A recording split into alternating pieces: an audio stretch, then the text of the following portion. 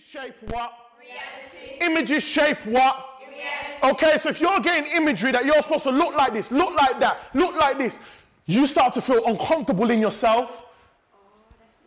You start to feel uncomfortable in yourself, and you read on any of their biographies. They'll tell you they've got low self-esteem. They'll tell you they've got poor self-concept of who they are.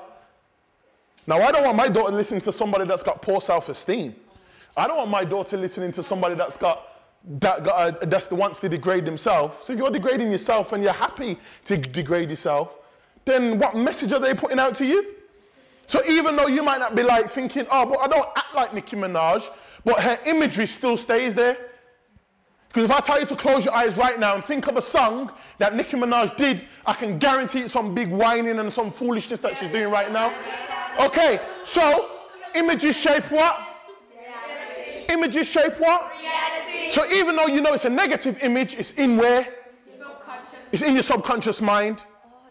So when you're in a situation, possibly your subconscious mind comes into play. So when you see violence, when you see people engaging in a certain way, your subconscious mind kicks in.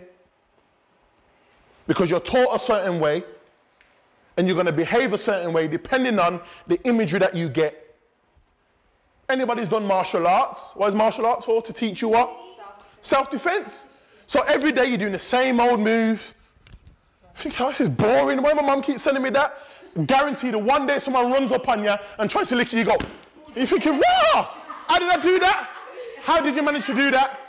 How did you manage to do that? Why? Because it was logged in your subconscious mind. So like those nursery rhymes, like your A, B, C's and D's, like maths, and certain things that you possibly don't do now, I can guarantee if I was to ask you something that you was asked in primary school, majority of you will remember, because it's logged where?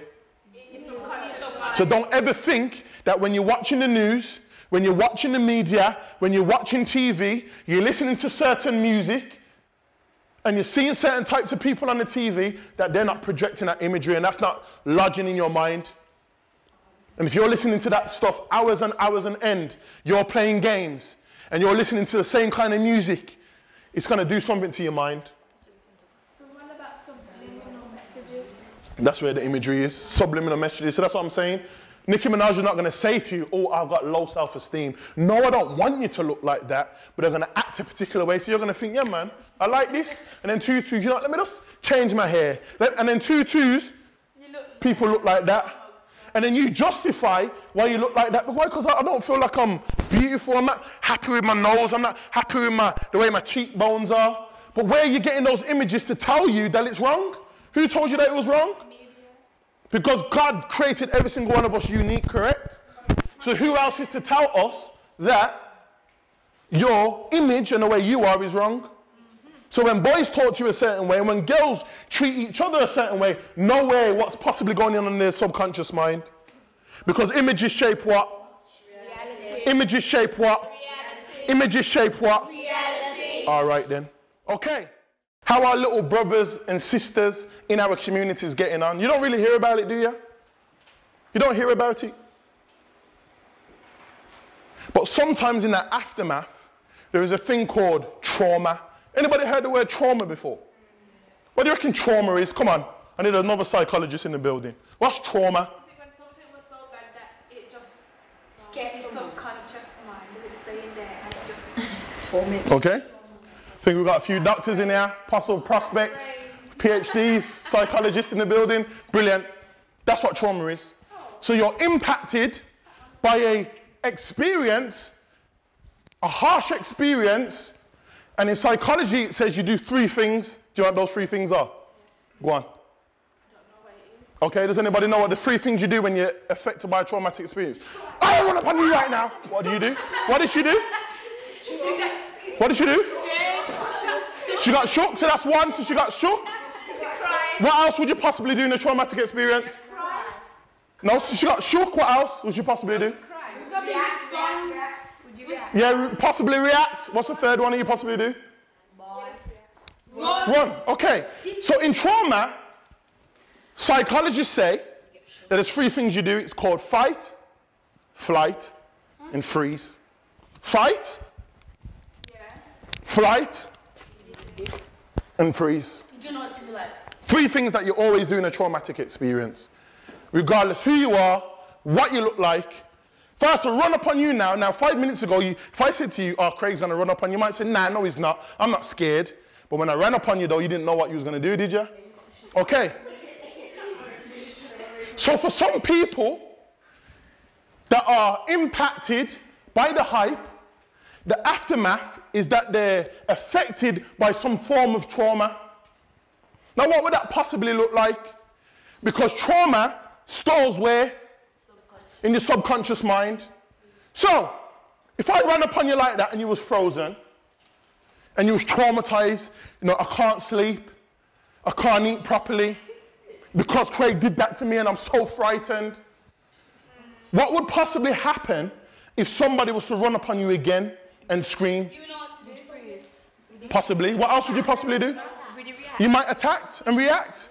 So that means your senses, you know, if you got senses, touch, yeah? You got senses. Your senses might be heightened because you don't want it to happen again. You don't want it to happen again. So you don't want no one to frighten you like that again. So because you don't want someone to frighten you again, you might then say, you know what? I'm going to make sure I've got something to what? To defend, to attack. And all of those different things. So what I'm doing with you now, if you've noticed, I've gave you a little tour on criminology and psychology and a little bit of sociology. So you see the process, how it starts off so trivial, how it can just be so simple as students, young people that are not involved in anything, that can be impacted by so many different things going on in our society. So much imagery, so much experiences. We hear something at school, we hear something on the road, we hear something on social media, Facebook, Twitter, Instagram, Snapchat. Someone's got something to say. Someone wants to disrespect you. Someone's saying something on the bus. Someone's looking at you a certain way. And you're getting all of this at one time. And some young people and some people can't cope. And as you all said, brilliant. Some people go into alcohol, drinking, to take the what away? The thought away. Why? Because the subconscious mind is constantly repeating. So close your eyes again. Do you all remember that image that I showed you of the man in the beginning? Why do you all remember it? I showed it to you an hour ago. The one with the stab on the belly. Oh, the one with the stab. Still in your mind. So some people, not all, some people turn to drink. Some people turn to drugs, pills, hard drugs, in order to take the thought away.